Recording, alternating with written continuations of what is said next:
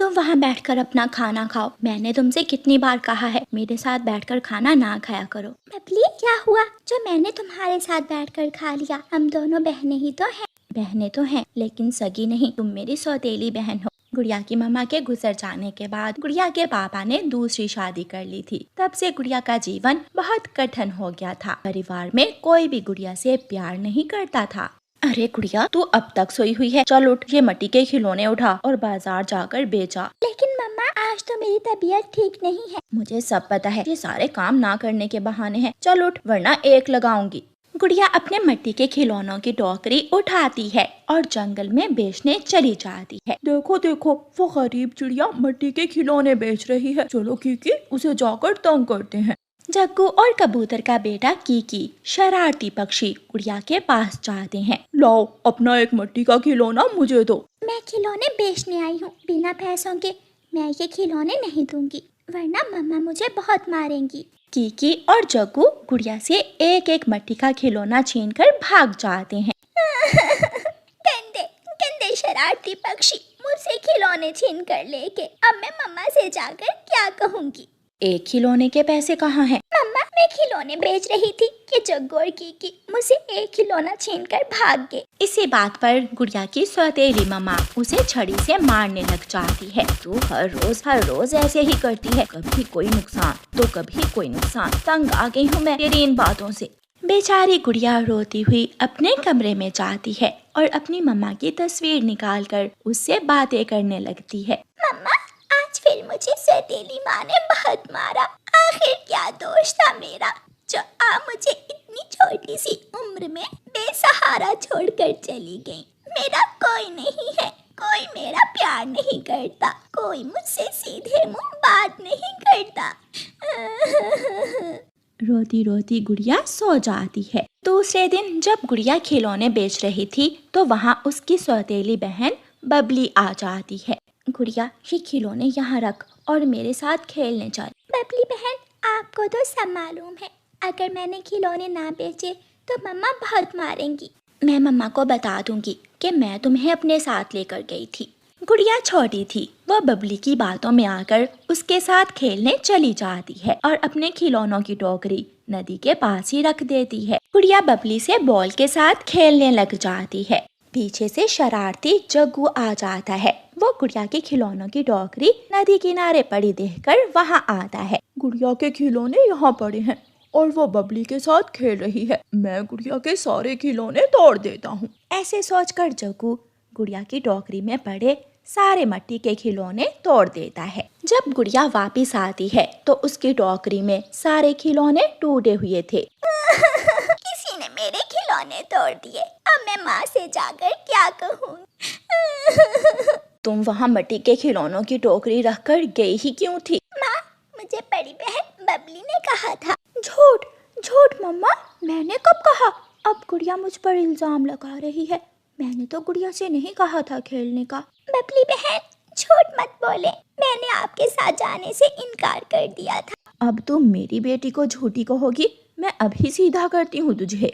गुड़िया की सौतेली मम्मा फिर से छड़ी उठाती है और फिर से गुड़िया की पिटाई करती है। आज रात गुड़िया सारी रात जागती रहती है। वो सारी रात सो नहीं पाती। दूसरे दिन सुबह सवेरे ही गुड़िया अपने घर से निकल जाती है। वो उड़ती हुई पहाड़ों की तरफ चली जाती है। अब कभी भी मैं लौटकर उस घर में नहीं जाऊंगी। मैं पेड़ पर घोंसला बनाकर रह लूंगी, मैं बारिश में भीग लूंगी, लेकिन अब दोबारा लौटकर नहीं जाऊंगी। ऐसे कहते हुए गुड़िया रोने लग जाती है। गुड़िया, प्यारी गुड़िया, चुप कर जाओ। जिसकी मम्मा ने सबकी मदद की हो, जो जंगल की सबसे अच्छी चिड़िया हो, भला वो ऐसे बेसहारा कैसे रह सकती है? क्या आप सुंदर परी हो? मम्मा ने मुझे आपके बारे में बताया था एक बार। हाँ, मैं आपकी मम्मा की दोस्त हूँ। अब कोई भी आपको परेशान नहीं करेगा। मैं आपको एक सुंदर सा घर भी दूंगी और एक खिलौनों की दुकान भी बना कर दूंगी। फिर अपने जादू से सुंदर परी उसी पेड़ पर गुड़िया के लिए एक बहुत ही सुंदर सा घर बना देती है। ये रहा आपका घर और जंगल के बाजार में जिस दुकान पर आपका नाम लिखा हुआ होगा वो दुकान भी आपकी है। गुड़िया बहुत खुश हो जाती है। शुक्रिया सुंदर परी, मेरी मुश्किल आसान करने के लिए। गुड़िया अपने घर में जाती है और आराम करती है। दूसरे दिन गुड़िया सुबह सवेरे उठती है और जंगल के बाजार में जिस दुकान पर उसका नाम लिखा हुआ था उस दुकान पर जाकर बैठ जाती है। खिलौने खिलौने, प्लास्टिक के मजबूत, कभी ना टूटने वाले खिलौने लो। गुड़िया के पास पक्षियों का रश लग जाता है। जब गुड़िया की सौतेली माँ और बहन को गुड़िया की दुकान का पता चलता है तो वो दौड़ी दौड़ी वहाँ आती हैं। मेरी बेटी गुड़िया, आपने ये खिलौनों की दुकान कहाँ से ली है? माँ, मैं अब आपके और जुल्म नहीं सह सकती थी। ऊपर वाले ने मेरी मदद की, मुझे घर भी दे दिया और ये खिलौनों की दुकान भी। गुड़िया, गुड़िया बहन, मुझे भी अपने घर में ले जाओ। नहीं, मैं अपने घर में अब किसी को नहीं आने दूंगी। वो घर मेरा है, उस घर में मैं और मेरी मम्मा की यादें रहेंगी। फिर गुड़िया अपनी दुकान बंद करती है और अपने घर चली जाती है। गुड़िया की सौतेली माँ और बहन दूर से ही गुड़िया का सुंदर सा घर देखकर जल रही थीं। बबली, ये गुड़िया तो पहले से भी ज्यादा खुश थी। मैंने सोचा था कि ये रोती हुई लौट कर मेरे पास आएगी। मम्मा, अब चलें घर, क्योंकि अब गुड़िया को हम किसी तरह भी तंग नहीं कर सकते। और फिर गुड़िया अपना खुशियों भरा जीवन गुजारती है। प्यारे दोस्तों, इस कहानी को लाइक, अपने दोस्तों के साथ शेयर और चैनल को सब्सक्राइब करना बिल्कुल मत भूलना। आपका धन्यवाद। तोते और कबूतर, चलो चलें भोजन लेने। लेकिन आज हमें भोजन लेने कहाँ जाना है? इंसानों की बस्ती में किसान की पत्नी के घर। किसान की पत्नी ने हर रोज की तरह हमारे लिए पेड़ के नीचे दाना और पानी रख दिया होगा। चिड़िया, कुछ इंसान आज भी हैं जिनकी वजह से हम पक्षियों का जीवन आसान है। हमें खाने को दाना मिल जाता है और पीने को ठंडा पानी। फिर वो तीनों दोस्त इंसानों की बस्ती की तरफ चले जाते हैं। रास्ते में उन्हें कालू कौवा भी मिल जाता है। रुको रुको, मुझे भी साथ लेते जाओ, मैं भी भूखा हूँ। कौवे भैया, लेकिन याद रखना, इंसानों की बस्ती में जाकर कोई शरारत मत करना। ऐसा ना हो कि इंसान को गुस्सा आ जाए और हमारा दाना पानी बंद हो जाए। वो सब फिर से उड़ते हैं। मेरे पक्षी दोस्त आने ही वाले होंगे, मैं उनके लिए दाना पानी रख देती हूँ। ऐसे सोचकर किसान की पत्नी एक मिट्टी के बर्तन में पानी डालती है और दूसरे में दाना। किसान की पत्नी दाना पानी पेड़ के नीचे रख देती है। पक्षी हर रोज की तरह आते हैं और पेड़ के नीचे बैठकर दाना पानी खाने लगते हैं। वो सब बहुत खुश थे, सब कुछ ठीक चल रहा था। लेकिन एक दिन जब किसान की पत्नी बर्तन में दाना डालकर पेड़ के नीचे रखने लगती है तो किसान अपनी बैलगाड़ी लेकर खेत से आ जाता है। वो अपनी पत्नी को देख लेता है। ये क्या हो रहा है? पति जी, मैं हर रोज थोड़े से दाने पक्षियों के लिए यहाँ रख देती हूँ। मेरे पास इतने दाने नहीं हैं जो मैं जंगल से आने वाले पक्षियों को दूं। मेरे पास मुर्गियां भी हैं, जो दाना ज्यादा होता है वो मेरी मुर्गियों को डाल दिया करो। पति जी, पक्षी बेचारे बहुत दूर से आते हैं, अगर मैंने उनके लिए दाना ना रखा तो वो कहाँ जाएंगे? मेरी तरफ से भाड़ में जाए, मैंने कहा ना, मेरे पास उन पक्षियों के लिए दाना नहीं है। किसान की पत्नी परेशान होकर दाना पानी रखे बिना ही घर में चली जाती है। पक्षी भी थोड़ी देर बाद आ जाते हैं, लेकिन आज पेड़ के नीचे कुछ भी ना था, ना दाना ना पानी। आज तो किसान की पत्नी हमारे लिए दाना पानी रखना भूल ही गई है। भूल नहीं गई, मैंने मना कर दिया है, चले जाओ यहाँ से। आज से तुम्हें मेरे घर से कुछ भी मिलने वाला नहीं है। पक्षी बेचारे क्या कर सकते थे, वो चुपचाप वहाँ से चले जाते हैं और जंगल के मैदान से जाकर दाना ढूंढने लगते हैं। दूसरे दिन जब किसान अपने खेत में जाता है तो उसकी मकई की फसल सूख रही थी। किसान अपनी सूखी हुई फसल देखकर परेशान हो जाता है। अभी कल तक तो मेरी फसल अच्छी भली थी, ये क्या हुआ? एक रात में ही मेरी फसल क्यों सूखने लगी? किसान परेशान होकर पेड़ के नीचे बैठ जाता है। थोड़ी देर बाद किसान की पत्नी किसान की रोटी लेकर खेत में आती है। पति जी, हमारी मकई की फसल क्यों सूख रही है? शायद बारिश ना होने की वजह से फसल सूखने लगी है। गर्मी और धूप बढ़ गई है। अगर कुछ दिनों में बारिश ना हुई तो सब सूख जाएगा, मेरा पूरा खेत उजड़ जाएगा। आपने पक्षियों का दाना पानी बंद कर दिया। अगर पक्षी मेरे पास दाना पानी खाने आते तो मैं उनको बताती और वो ज़रूर बादलों को बुला कर ले आते। क्या बादल पक्षियों का कहना मानते हैं? जैसे हम इंसान सब एक साथ रहते हैं, ऐसे ही जंगल के पक्षी, पेड़ पौधे, हवा और बादल एक दूसरे के दोस्त होते हैं। क्या हम चिड़िया को ढूंढ सकते हैं?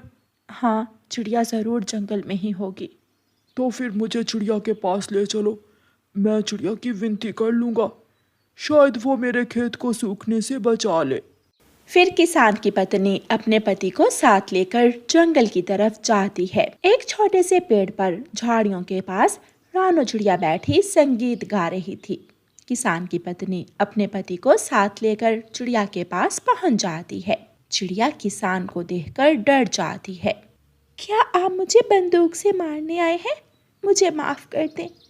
जो दाना मैंने खाया मैं वो आपको लुटा दूंगी। नहीं चिड़िया, मेरे पति शर्मिंदा हैं। हमें आपकी मदद की ज़रूरत है। मैं एक छोटी चिड़िया आपकी क्या मदद कर सकती हूँ? चिड़िया, मैंने साल भर मेहनत की, सूखे के कारण मेरी फसल सूख रही है। अगर बारिश ना हुई तो सब बर्बाद हो जाएगा। बादल मेरे दोस्त हैं, मैं जाऊंगी।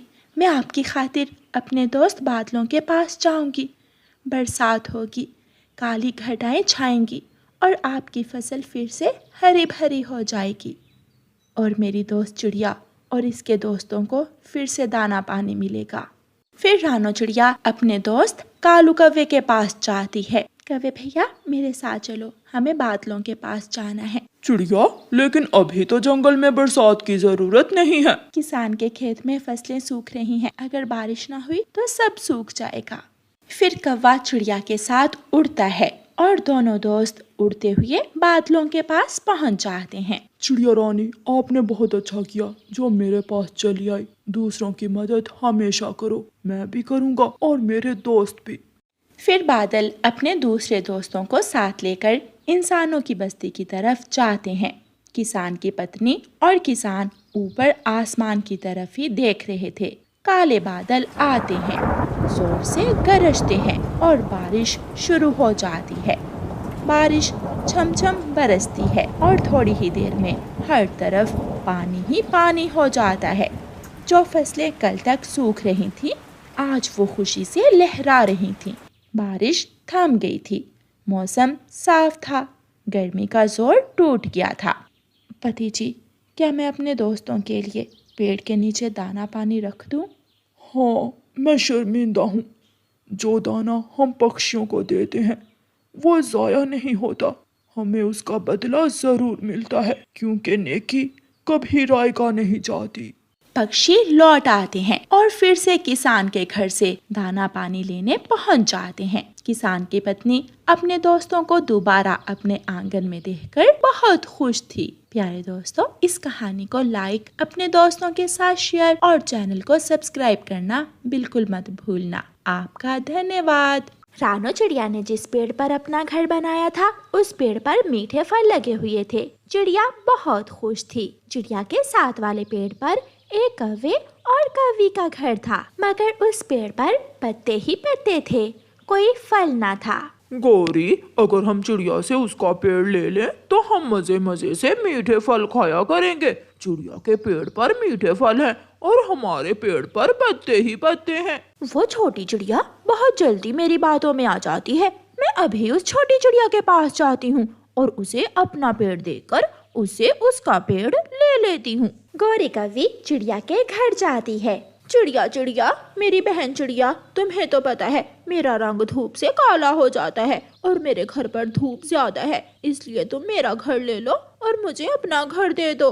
नहीं नहीं गौरी बहन, जिस पेड़ पर मेरा घर है उस पेड़ पर मीठे फल हैं और तुम्हारे पेड़ पर पत्ते ही पत्ते। मैं ऐसा नहीं करूँगी। चिड़िया बहन, मैं कौन सा फल खाने से रोक दूंगी तुम्हें? ये फल तुम्हारे ही हैं, बस तुम मुझे अपना घर दे दो और मेरे वाला तुम ले लो। चिड़िया बहन, मेरा रंग तो पहले ही काला है, अगर धूप पड़ती रही तो मेरा रंग और भी काला हो जाएगा। चिड़िया गौरी की बातों में आ जाती है। अगर ऐसा है तो ठीक है, मगर याद रखना मैं अपने पेड़ के फल तुम्हें नहीं दूंगी। चिड़िया मान जाती है। चिड़िया अपनी बेटी को लेकर कौवों के घर में चली जाती है और कौवे चिड़िया के घर में आ जाते हैं। मम्मा, गौरी आंटी बहुत तेज है, उसने जरूर धोखे से हमारा पेड़ हमसे लिया होगा। गुड़िया बेटी, वो पड़ोसी है हमारी और पड़ोसियों के काम आना हमारा फर्ज है। फिर दूसरे दिन चिड़िया अपनी टोकरी लेती है और मीठे फल के पेड़ पर जाकर मीठा फल तोड़ने लगती है।